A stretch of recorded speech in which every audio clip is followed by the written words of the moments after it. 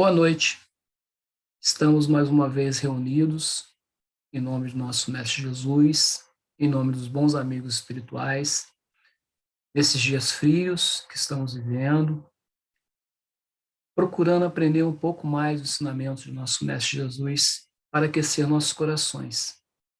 Meu nome é Marcílio Dias, e a convite da União Espírita de Advertência Fraternal, estamos juntos essa noite para abordarmos o tema convidar os pobres e os estropiados. Tema esse que está no Evangelho segundo o Espiritismo, no capítulo 8, os itens 8 e 9, do Evangelho segundo o Espiritismo. E é bom a gente sempre ressaltar que muitas pessoas nos perguntam: mas o Evangelho segundo o Espiritismo, vocês espíritas criaram outro Evangelho? É bom a gente ressaltar, deixar bem claro isso e dizer para as pessoas que nos questionam de uma forma bem clara: não criamos um outro evangelho. O nosso estudo é baseado no Evangelho de Cristo. E essa passagem, convidar os pobres e os tropiados, essas palavras de Jesus, estão no capítulo 14 do Evangelho de Lucas, na Bíblia, que é comum a todas as religiões. No Evangelho segundo o Espiritismo, ele está aí no capítulo 8, que se intitula Não saiba a vossa mão esquerda o que dá a vossa mão direita.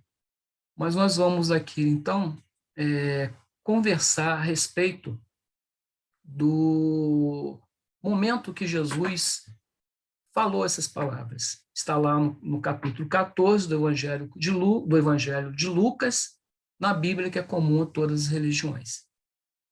Então, Jesus estava num dia de sábado, foi convidado a almoçar, a comer, na casa de uns fariseus que eram bem de situação. E era um dia de sábado, e o dia de sábado era um dia místico para aquelas pessoas naquela época. Eles achavam que dia de sábado não podia se fazer nada. E havia em frente a Jesus um homem muito doente, segundo a Bíblia, com o corpo inchado. E Jesus então pergunta para aquelas pessoas se era propício que se curasse aquele homem, sendo assim um dia de sábado. E eles não disseram nada, mas Jesus foi lá e curou aquele homem.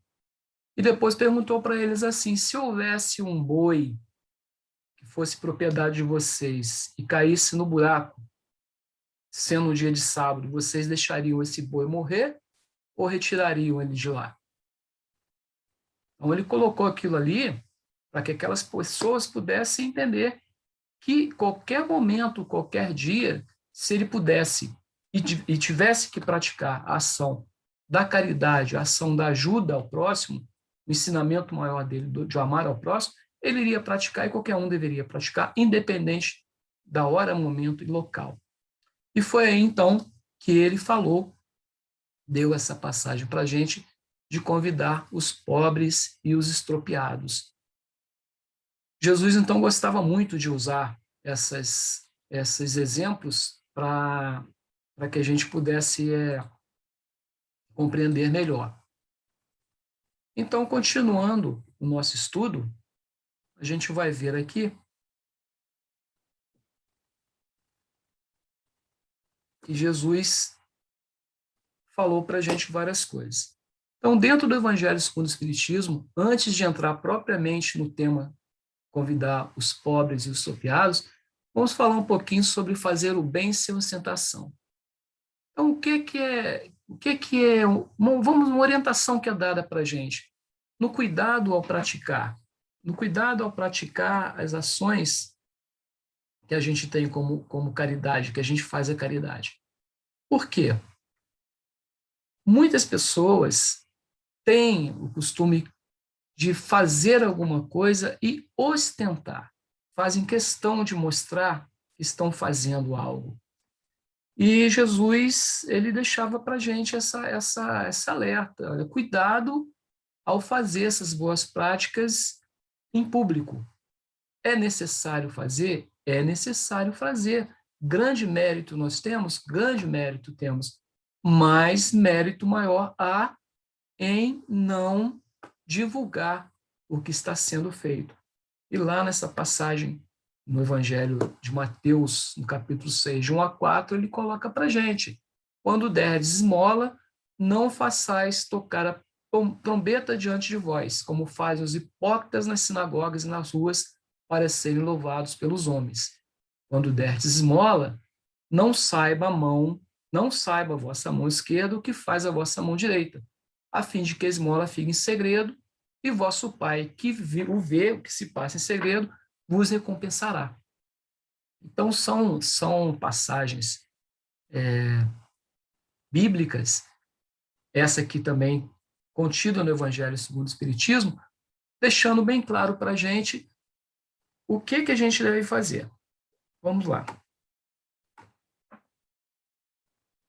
Sabemos que tem pessoas, nós estamos aqui para julgar, e talvez até nós também tenhamos feito algum tipo de caridade ostentando. E nós não vamos ser julgados pela espiritualidade, nem vamos ter um lugarzinho melhorzinho no céu, se assim podemos dizer, dependendo da forma que a gente faça essa ou aquela ação. Temos que fazer. O importante é fazer. Agora, existem pessoas, existem grupos religiosos, existem templos religiosos de qualquer contexto, que fazem questão de divulgar o que está sendo feito. Jesus, hora nenhuma, divulgou.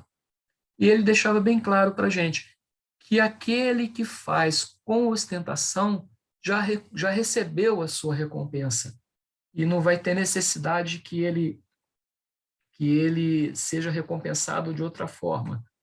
Nós estamos aqui em volta ainda, peço perdão, devido às tecnologias ainda nos habituando a essas situações para a gente poder trazer esses ensinamentos, então de vez em quando dá o que a nossa juventude chama de bug, né? Fica bugado as situações. Então peço perdão por alguns momentos da gente estar meio tentando se localizar aqui nas situações. Mas o que acontece então? Voltando ao nosso assunto do Evangelho. Fazer o bem sem ostentação é justamente não querer que as pessoas saibam aquilo que a gente está fazendo. E a partir do momento que, um exemplo claro, a pessoa vai à casa espírita e tem lá um carrinho para que possa ser depositado o seu quilo de alimento. Então, a pessoa vai lá e não deposita o seu alimento naquele carrinho enquanto não estiver ninguém olhando, porque ela quer que a pessoa do centro ou as pessoas vejam que ela está depositando aquele alimento. Novamente, não estamos aqui julgando, é um alerta que a espiritualidade nos dá. Não é necessário que seja feita dessa forma. O importante é o que está no nosso coração, na vontade de doar. A quantidade, eu tenho um amigo que fala, uma vez conversando comigo, ele falou: eu sou totalmente contrário à campanha do quilo na casa espírita. Aí eu assustei, ele é espírita, ele é dirigente de casa. Eu assustei, falei: como assim? Ele falou: não, porque a gente fala campanha do quilo, a pessoa dá 1 quilo. Então não é campanha do quilo, teria que ser campanha dos quilos, para a pessoa poder doar quantos quilos ela quiser, não apenas aquele 1 quilo. Aí eu entendi, ele falou brincando, né? Então, quando ele falou que seria contrário à campanha de 1 quilo, é por causa disso, a pessoa acha que deve dar 1 quilo. Se a pessoa tiver condição de dar mais de 1 quilo, que dê 5 quilos, 10 quilos numa cesta básica, como a nossa casa recebe nas colheitas que faz, as pessoas contribuem, e ainda bem que existem pessoas que contribuem, porque muitos vão ser beneficiados daquela forma.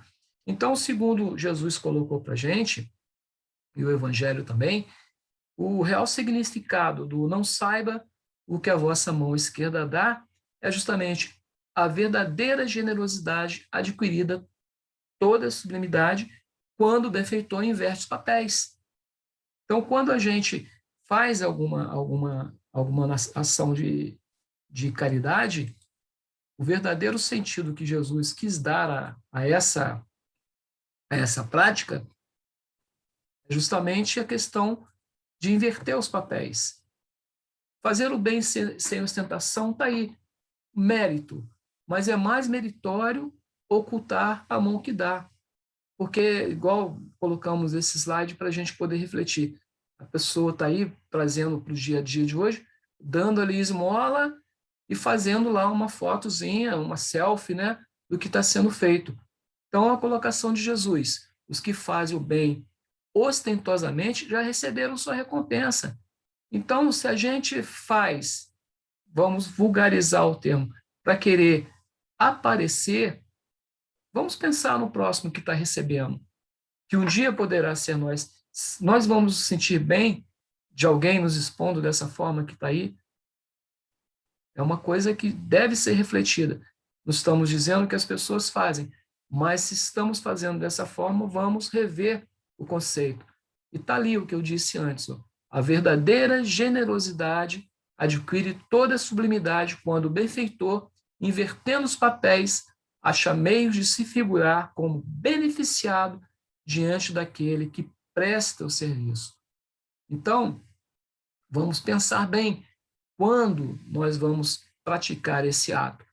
De preferência, se nós vamos a alguma residência, alguém que está necessitando muito de uma doação, como que nós vamos chegar até lá? O exemplo que eu tenho pessoal foi de um momento que eu trabalhei com pessoas em situação de rua, crianças e adolescentes em situação de rua.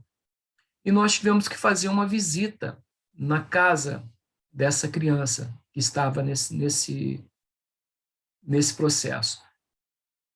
Quando nós chegamos lá, era um barraquinho simples, de casa, um barraquinho de chão batido.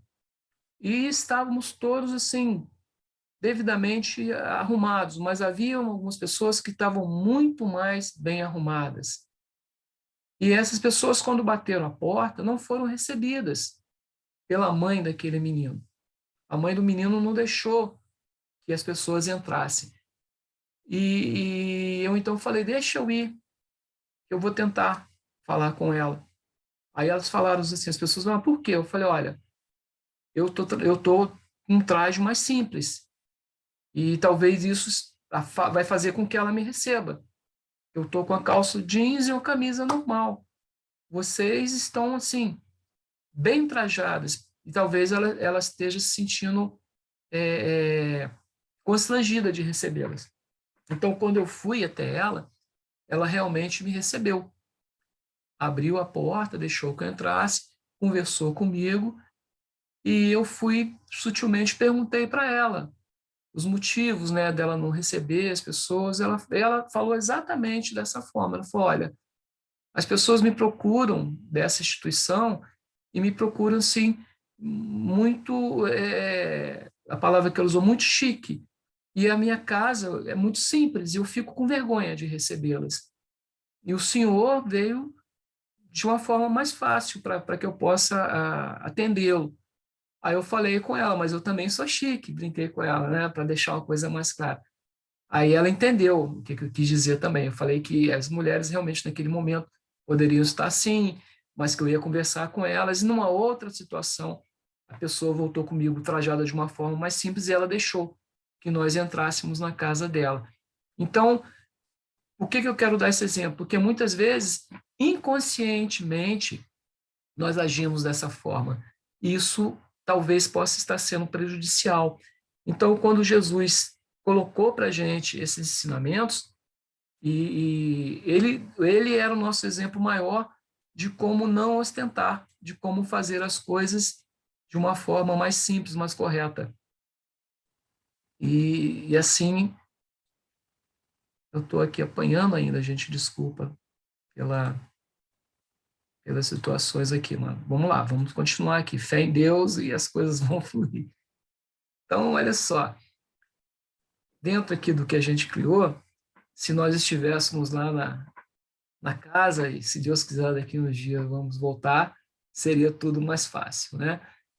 Então, ainda falando sobre a questão de dar sem ostentar, tá lá, o bem é o único meio para o aprimoramento do homem. E a nossa frase, né, fora da caridade não há salvação. E colocamos aí 3 definições da palavra caridade.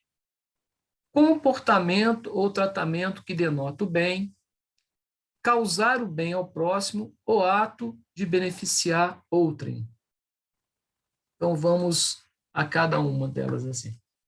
Comportamento ou tratamento que denota o bem. Vamos analisar. Falar da caridade é, sim, um ponto comum da doutrina espírita.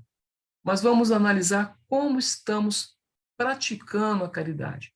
Como nós estamos fazendo a caridade, nós individualmente. Se estivéssemos no salão, ia deixar bem claro, não é necessário levantar a mão, mas faça a reflexão interior. Como está o nosso comportamento ou o nosso tratamento no que denota fazer o bem? Estamos fazendo certo? Estamos fazendo o suficiente? Podemos fazer mais? E o nosso comportamento? Está sendo de ostentação ou está sendo de ocultar? Ou seja, não saiba a vossa mão esquerda o que faz a mão direita. A outra definição que nós colocamos, ato de beneficiar o próximo ou causar bem ao próximo. São as outras definições, entre outras, né? O bem-fazer, a tendência para o bem, tudo isso é caridade. Então, esse ato, ele está sendo feito de coração livre? Ou ele está sendo feito para que a gente possa parecer para o mundo que nós somos bonzinhos, que nós estamos perfeitos, que nós somos melhores do que outras pessoas, porque somos espíritas, porque somos cristãos, porque somos cidadãos conscientizados que devemos fazer o bem. Isso tudo tem que ser refletido por cada um de nós. Porque se a gente está fazendo a caridade esperando o retorno, não que nós não estejamos corretos, não estejamos certos, estamos fazendo ótimos, mas, por favor, não vamos querer que dessa forma haja um retorno da espiritualidade e a gente começar a culpar a espiritualidade ao fim da noite, ao dormir, e falar assim, eu vivo fazendo bem, por que que as pessoas não entendem o que eu estou fazendo, ou por que que as pessoas ainda não fazem o que eu estou fazendo? E por que que eu, que vivo fazendo caridade, estou dentro do centro espírita, estou fazendo tudo certinho e não tenho retorno disso? Então está aí o exemplo maior. Caridade sem esperar retorno. Quem fez isso e faz para a gente? Nosso Mestre Jesus. Porque por menos que a gente pense, por menos que a gente entenda, ele está ao nosso lado. Os bons espíritos estão ao nosso lado, nos amparando de uma forma invisível que a gente muitas vezes não sente ou não quer sentir, ou se sente depois só agradece pelo fato de ter tido esse benefício, mas agradece assim de uma forma rápida e sem entender que lá, no invisível, esse ato está sendo praticado.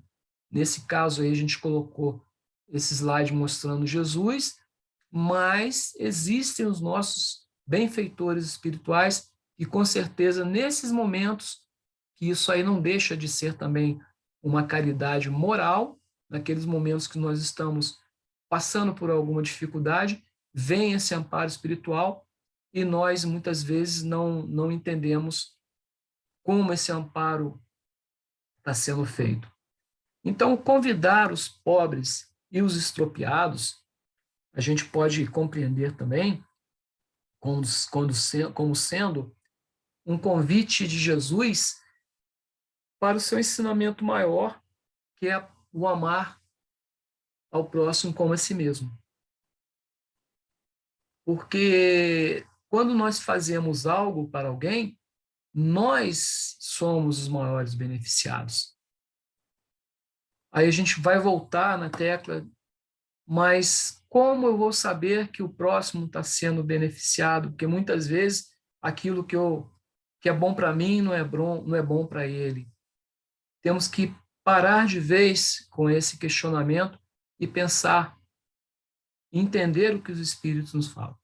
Se é bom para mim, é bom para o outro, ok? Então, posso fazer, devo fazer. Se aquilo não é bom para mim, não vai ser útil, não vai ser agradável, não vai agregar para mim, então também não vai agregar para o próximo. Então, não vou fazer. E uma terceira situação. Se fizerem para mim e me desagradar, vou gostar, não vai ser bom? Fiquei na dúvida, não vou fazer. Então é isso. Se é bom para mim, farei. Se não é bom, não farei. Se fiquei na dúvida, não farei também. Abstenha-se, é que os espíritos falam. Isso é praticar a caridade. E dentro do que Jesus entendia como verdadeira caridade, a questão do livro dos Espíritos, está lá a beneficência para com todos, a indulgência para com o próximo e o perdão das ofensas. Então, o convite que Jesus faz para a gente é muito simples. O convite que os Espíritos continuam colocando para a gente poder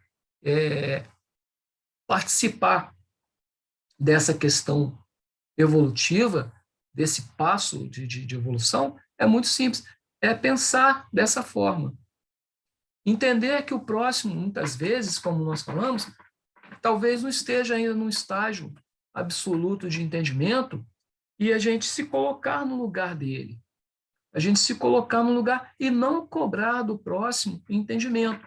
E vamos colocar aqui, então, a questão até do entendimento espiritual. As verdades espirituais estão aí para serem divulgadas. E nós temos vontade, muitas vezes, que a pessoa, aquela sede que a pessoa entenda tudo de uma hora para outra. Mas imagina mudar um quadro que a pessoa, igual naquele slide anterior, deixa eu voltar lá só para a gente poder ver. Esse slidezinho anterior aqui, ó.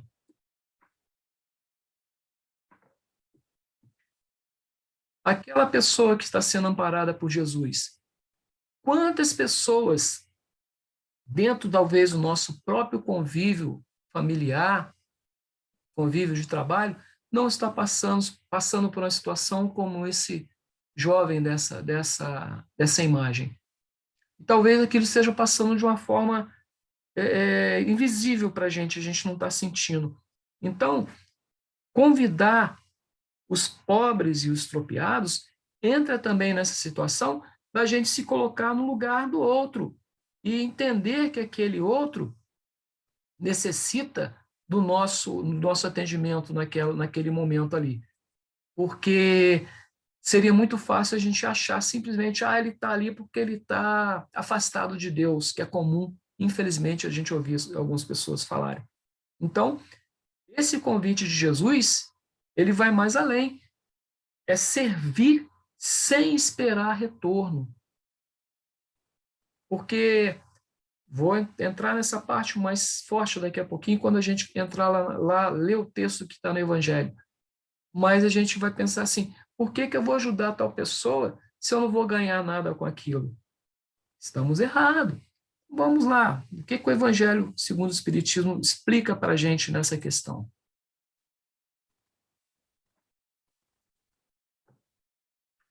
Está lá no Evangelho, segundo o Espiritismo, no item 7. Ó. Disse também àquele que o convidara. Aí vamos dar uma pausazinha aqui e voltar lá no início do nosso estudo, no Evangelho de Lucas, capítulo 14.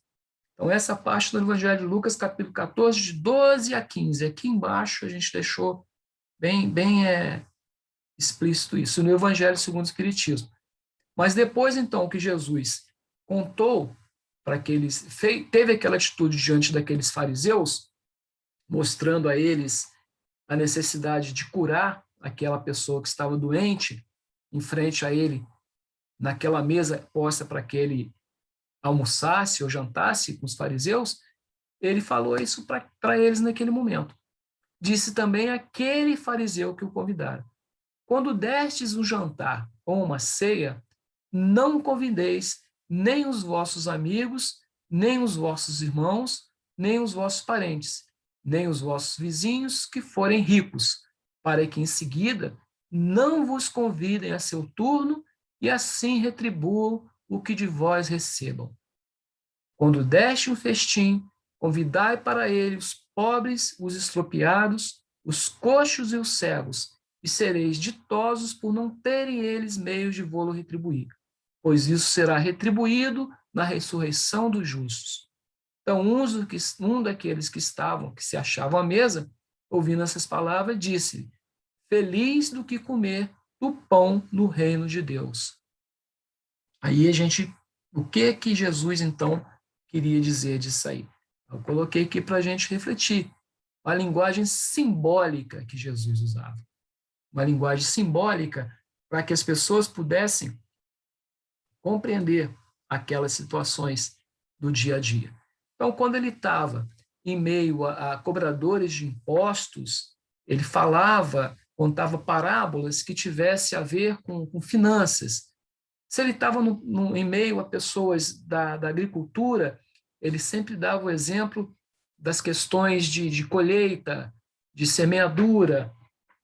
E se ele tivesse, como nesse caso, no meio ali dos fariseus, ele dava o exemplo claro e nítido de atitude e de atos materiais e de coisas materiais. Naquele caso, ele falou do boi. Se tivesse o boi morto, o boi caído dentro do buraco, se eles não retirariam. Então, nesse momento, quando ele colocou para eles, dizendo que se ele fosse fazer um jantar e convidasse não somente os seus parentes ou os ricos, convidar os pobres, estropiados, coxos cegos, ele falava na linguagem figurada, e no Evangelho segundo o Espiritismo, no item 8, ele coloca bem claro para a gente, no que dizer Jesus, que nós teríamos que convidar, vamos trazer para o nosso dia a dia hoje. Ele não queria dizer que nós temos que fazer uma festa e convidar todos, é o que está no Evangelho segundo o Espiritismo, todos os mendigos que estão pela rua e deixar nossos parentes de lado. Porque talvez os pobres e estropiados sejam até os nossos parentes e nós também, que estamos precisando de algo. E a gente pensa assim, eu não vou convidar tal parente porque ele é uma pessoa difícil. Será que nós também não somos os parentes difíceis para essas pessoas? Então, o que ele colocou ali da festa é só um exemplo. Ele pegou aquele jantar como exemplo, mas ele abrangiu mais, dando para a gente uma reflexão maior do que ele quer dizer com convidar. Ele falava exatamente da prática da caridade. E ele queria deixar, então, bem claro que não é para a gente ter isso como um sentimento de barganha. Quando ele coloca lá, você ficará feliz em convidar aqueles que não podem que não têm meios de te retribuir, porque você vai entender claramente, ele colocou isso lá para aquele fariseu, que você está fazendo livre de querer retorno e não querer uma barganha, não colocar como uma barganha. Então, a prática da caridade não quer dizer assim, eu vou fazer para que a espiritualidade me retribua. Colocou lá, aqueles que fez dessa forma já recebeu sua recompensa. O que ele quis dizer, então? Entra aquela frase que a gente ouve, eu pelo menos ouço desde pequeno, ninguém é tão rico que não possa receber e ninguém é tão pobre que não possa doar. Em todos os sentidos. Em todos os sentidos, tanto material como espiritual. E a gente, então, fica pensando, o que ele queria falar nessa linguagem simbólica? É justamente isso. Ele não queria dizer que nós teríamos que convidar simplesmente as pessoas que estão pelas ruas e trazer para dentro do nosso lar e trazer para dentro do nosso dia a dia, querendo que a nossa casa fique repleta com as pessoas que estão em situação de pobreza extrema. No nosso país hoje, pesquisas recentes dizem que existem 19 milhões de pessoas passando fome. Existem 14 milhões de pessoas em extrema pobreza. Pesquisas recentes dizem isso.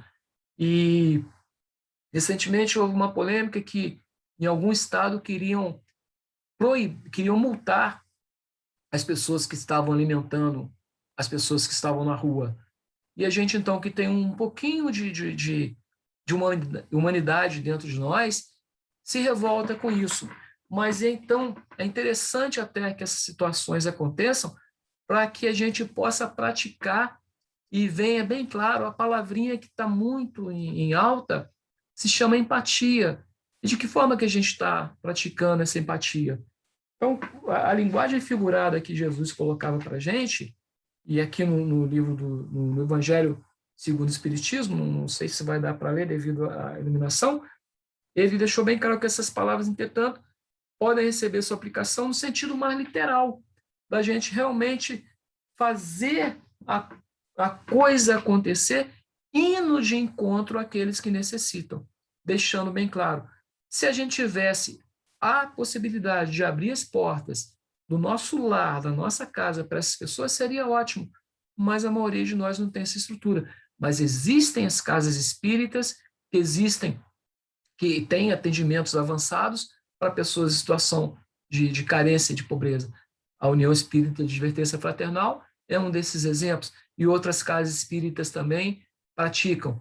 E todos nós já tivemos oportunidade, se não tivemos, vamos procurar a possibilidade de ir às ruas de Volta Redonda, levar um alimento, levar um agasalho para as pessoas que se encontram nas ruas. Esse é o sentido literal de convidar os pobres estropiados.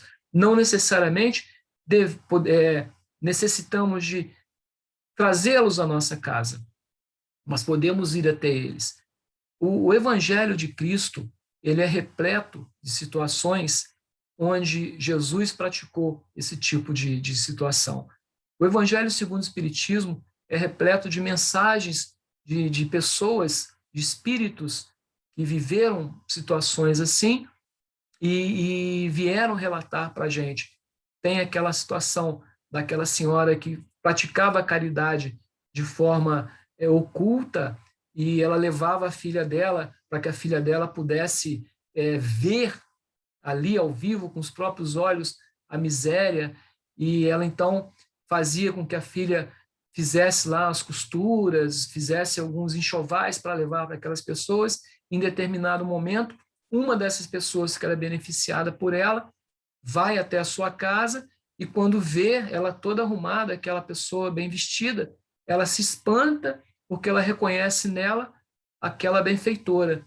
E ela fala para a menina, então, naquele momento, olha, não conte para ninguém, não conte para ninguém que eu sou essa pessoa, pois não muda em nada.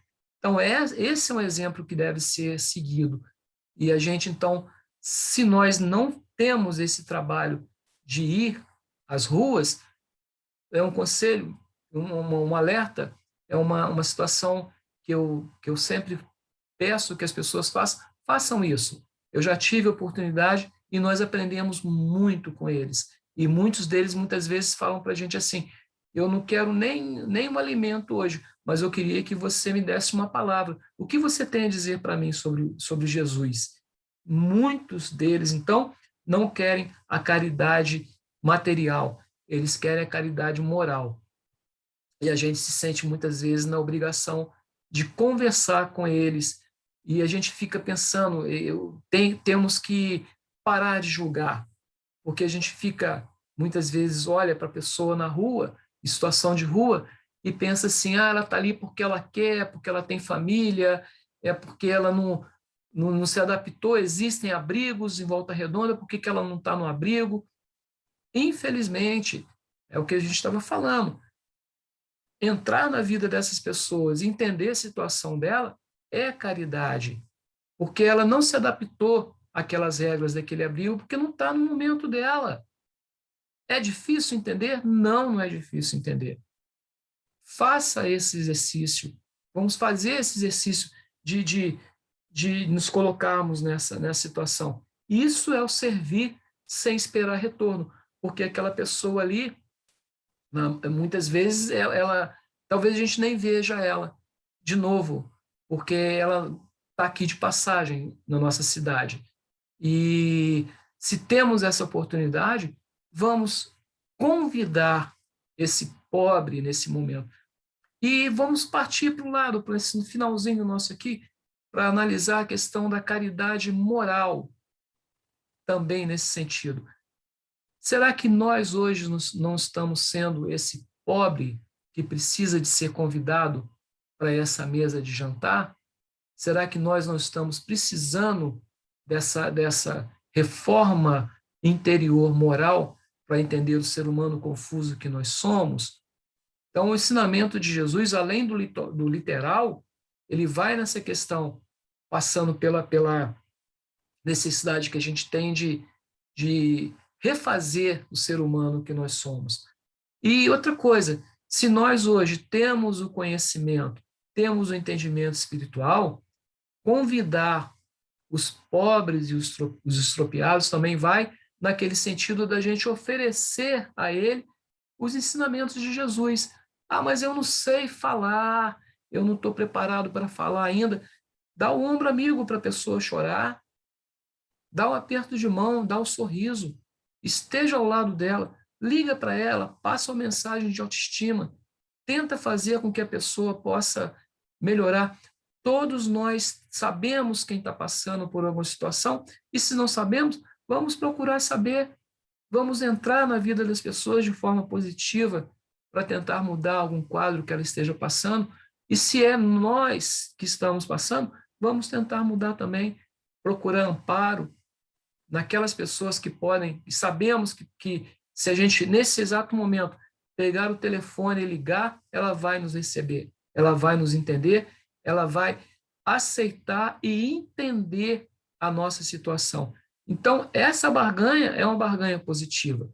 A barganha que não deve ser feita é aquela da gente fazer e esperar o retorno, que é a conclusão desse ensino de Jesus e do ensino dos Espíritos no Evangelho segundo o Espiritismo, no capítulo 8, do item 7 e 8. E tem para a gente aqui uma reflexão interessante de Chico Xavier sobre o necessário e o supérfluo.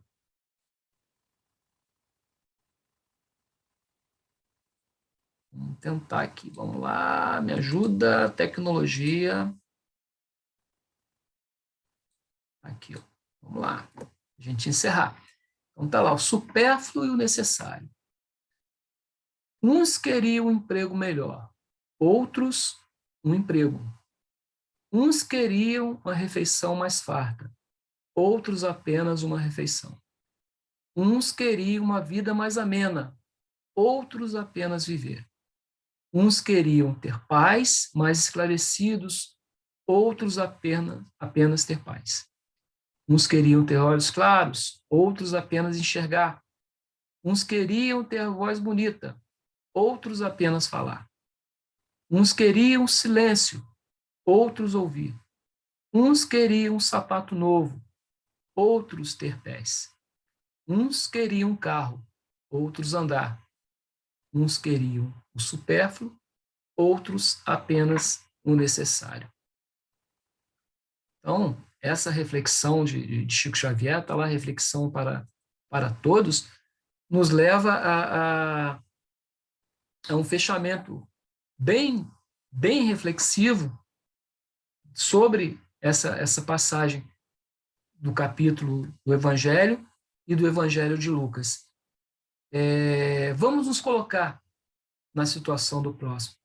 Vamos convidar o próximo para esse banquete que hoje nós temos nos nossos lares sobrando.